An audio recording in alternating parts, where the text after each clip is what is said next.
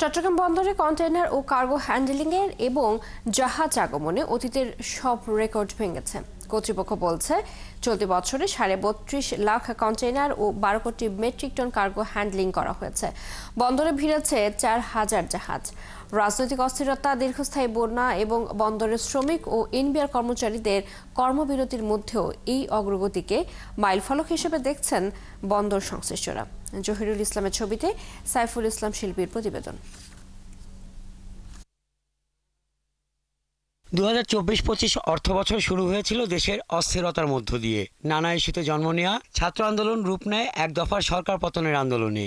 জুলাই-আগস্ট টানা ২ মাস আন্দোলনের পর দেশের বিভিন্ন জেলায় শুরু হয় আকস্মিক বন্যা। এসব কারণে সেপ্টেম্বর পর্যন্ত বিপর্যয়ের কবলে পড়ে দেশের অর্থনীতি, কমে যায় আমদানি রপ্তানি বাণিজ্য। তবে অক্টোবর থেকে বদলাতে থাকে দেশের অর্থনীতি। চলতি অর্থবছরের ১৪ জুন পর্যন্ত ৩১,৬৩,০০০ কন্টেইনার, ১২.৫ কোটি মেট্রিক টন কার্গো পণ্য হ্যান্ডলিং করেছে চট্টগ্রাম বন্দর। সেই সাথে বন্দরে ভিড়েছে পণ্যবাহী ৩,৯০০ জাহাজ।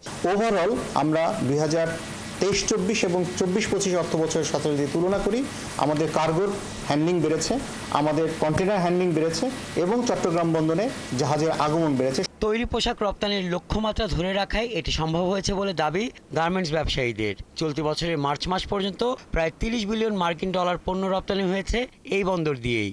এসেছে গার্মেন্টস সহ বিভিন্ন শিল্পের কাঁচামাল। আমাদের অনেক কষ্ট হলো, অনেক খরচ বৃদ্ধি হলো, কিন্তু আমরা সঠিক সময়ে কাজগুলো করে দিতে হয় বাধ্য। সেই জন্য আমাদের এই প্রবৃদ্ধিটা অক্ষুণ্ণ থাকে।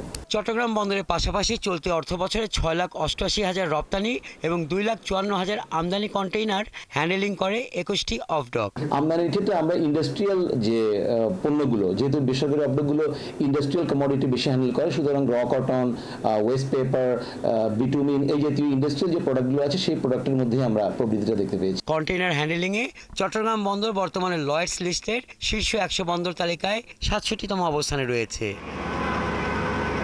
হাসান আহমেদ, ৭১।